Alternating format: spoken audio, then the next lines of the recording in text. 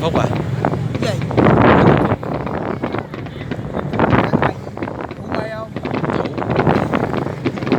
Cái gì xóa game, người xóa sticker gì vậy?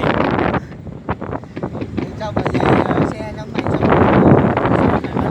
Trả lại, đăng lên YouTube. Đăng lên YouTube luôn.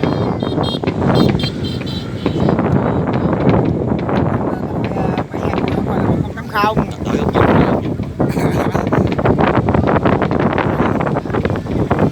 Đi hành tới đâu 4 phút rồi. Khỏe. Ở dưới này, thằng thì muốn ở dưới quay để đập thôi. Thấy đã bắn nó rớt luôn.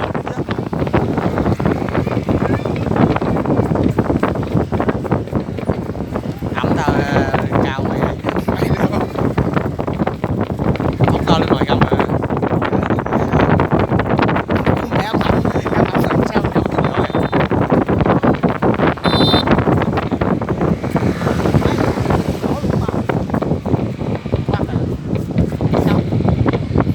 Tự động. Sang.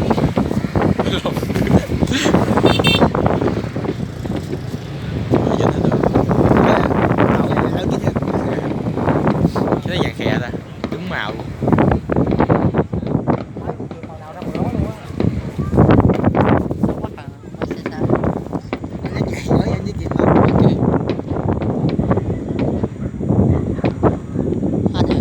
Còn bắn 15 phút nữa.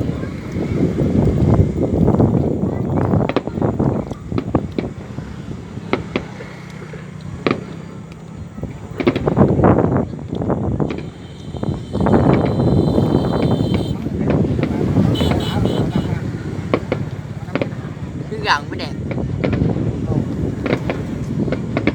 Tao còn cái V5 rồi đấy.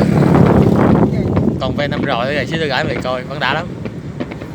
Mỗi năm bắn đã, năm nay bắn nhiều á. Chắc đợi khúc cuối rồi.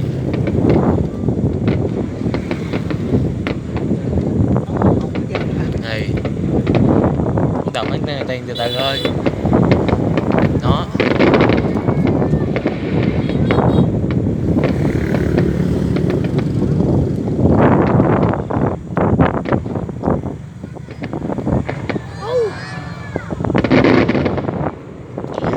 Mở nổ lớn như vậy. Chạm thôi. Ngờ.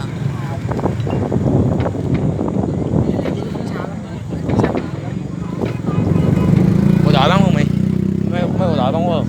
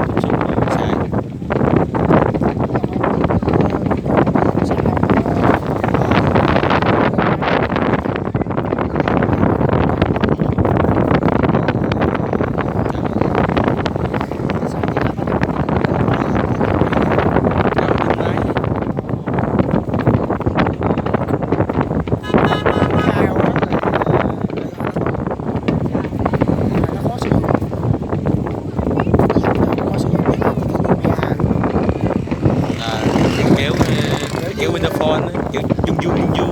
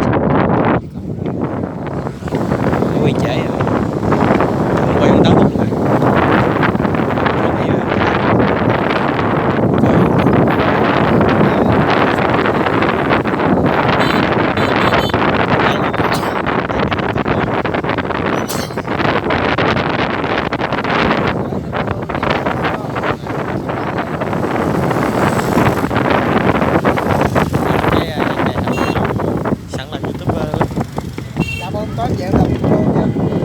Sao để mình chơi? Nói thăm ra clip hả? Quang làm youtuber đi nói làm này nè, đâm ra clip không không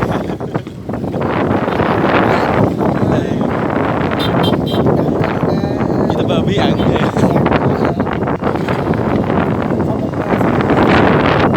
Nhà tạo ghê lắm.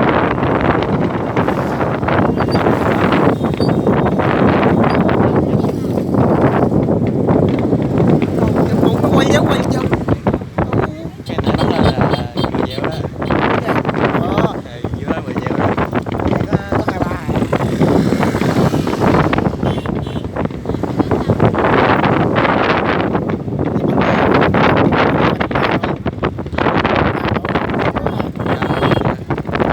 Cao lắm đẹp.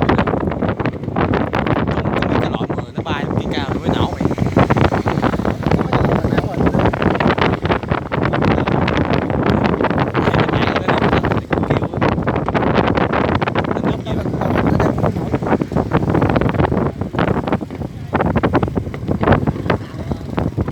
Kiếm là livestream bên Mỹ rồi có bắn.